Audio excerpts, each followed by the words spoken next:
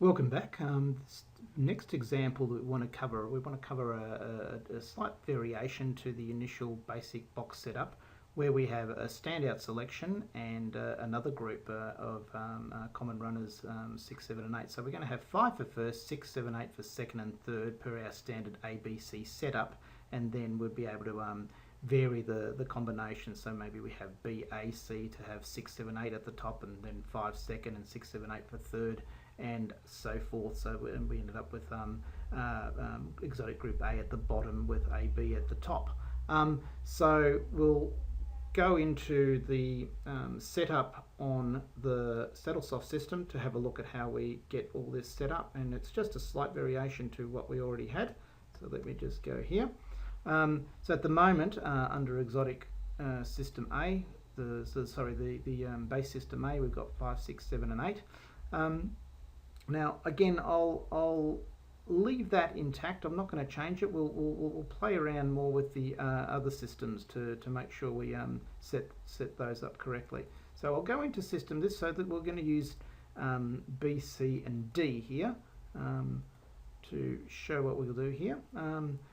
So we want to make number 5 the standout selection, and it's already set up as number 5, hence why I wanted to just leave that. So exotic group, base system B will have number 5 set up to it, and we'll just use the second system, which will be C. And C, we're going to go into the auto, and we're going to make that from 6, and we want to cover 7 and 8. So it will have 6, 7 and 8 defined to base system C. All right, so remembering those, we've got, I'll go back to B again, just so you can, to remind you, we're going to use base system B, which is number 5 and 5 only, and we're going to use base system C, which has got 3 numbers defined to it, and they are 6, 7 and 8. Okay, then what we'll do, we close all these, and we want to set up the particular setup that I spoke about here. Whoops, I beg your pardon. This one here, where we've got 5 for first and 6, 7, 8 as our selections for second and third. You could have 5, 6, 7, 8 in that group, but it would be just same as 6, 7 and 8 because 5 is already in position 1. All right, so getting back across to here, we pop into the exotic rules. How do we do that? All right. Now, at the moment, we've set up base system A. Now, we can just untick all these because they're not relevant at the moment. In fact, let's clear everything so we can start afresh. So you've got your clear setting button. You've also got a reset overrides button. Now, the other thing I haven't mentioned, this is the look, I guess, when you first come in here. But if you hover over any particular item, you'll get a little pop-up which gives you a little bit of information of what that particular control is all about. So it gives you a lot of information there that is worth reading if you're ever confused and not sure how to use things, because it can provide some clarity around how to apply that particular control and what it's there for and what its purpose is. And we'll get into some of these ones later too, which will provide a lot of power to you as well, but one step at a time. So for now, we're covering off example 2. We want to create number 5 as the standout selection in group A, so we click exotic group base system B as the standout selection for exotic group A, and remembering our base system C, which had 6, 7 and 8, we want to include as the other place getters. Okay, so we'll extend it all the way to group D. Or okie doke. So then if we want to apply it and we want to say, all right, we want exotic group A, so we want number 5 to run first. Okay, we click on this particular permutation, and with B and C, we've got 6, 7 and 8 running second and third. Now let's say we wanted to have selection 5, which is part of exotic group A, as a roving type of selection. It goes across all the different positions. So at the moment, it's only in the top position. All right, we don't need this particular permutation because we've already got it in the top selection, but we may want it in this particular position. Well, we do want it in this particular position, so we tick on that permutation. So we get BAC. And we'd have exotic group B with 6, 7 and 8 as first, 5 as second, and 6, 7 and 8 as third. Then we want to look at the exotic group A in one of the last positions, and we can tick either of these, doesn't really matter, but we'll tick this particular one, and we've got it in the third position, B, C, A. All right, so that's covered it where we need to get number 5 in either first, second, or third, with 2 of 6, 7, and 8 coming in first, second, or third as well. And we've covered all the permutations under this approach. Now, what haven't we done in this setup? We haven't set the max spend. We must set the max spend. All things don't work. Now let's try and close an update.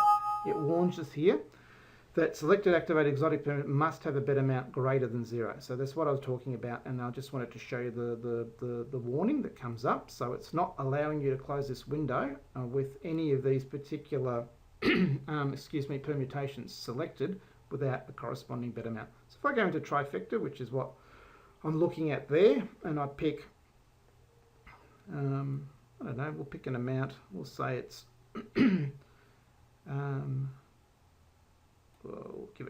we'll make it something different from before. We'll make it something like $14. Okay, so it's just a different amount, and you'll see that it defaults to 14 per the default. Now I could go in here. In fact, I'll vary it. I'll say that if it comes second, I don't want it for $14. I want it for $25. All right. So I've got it for. I've got this particular everything for $14, but if it comes second, $25. Now I know that this is purely just to illustrate the mechanics of the system, not suggesting that this is a strategy. It's just to illustrate the mechanics. And we'll also pick a few permutations for, look, it's the same principle. I won't complicate it. I'll just pick the first one here for the first 4 as well. Okay, but it's the same type of principle in terms of varying, and you might want. We'll look at this one as position, first one for number 5 being in the second position, and then you'd want the first one you can see, well, you can pick that one if you wanted. It's in position, the third position for number 5, and then 1 for the 4th. So we've done the same thing. Rather, I have complicated after all, but I just thought you may as well see it in action. That's number 5 roving against positions 1, first, second, and third and fourth for a first 4 type of bet. And again here it won't work because we haven't set a bet amount yet for the first 4. So let's do that, and let's say it's $30.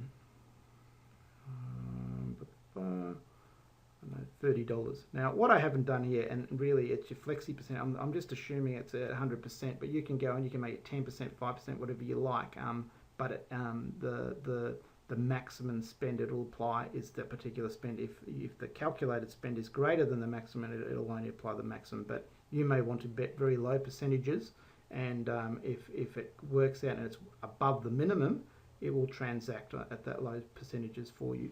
Okay. The problem with that is if you pick a percentage and it's below the minimum, unless you've got this particular checkbox flagged, it won't transact for you.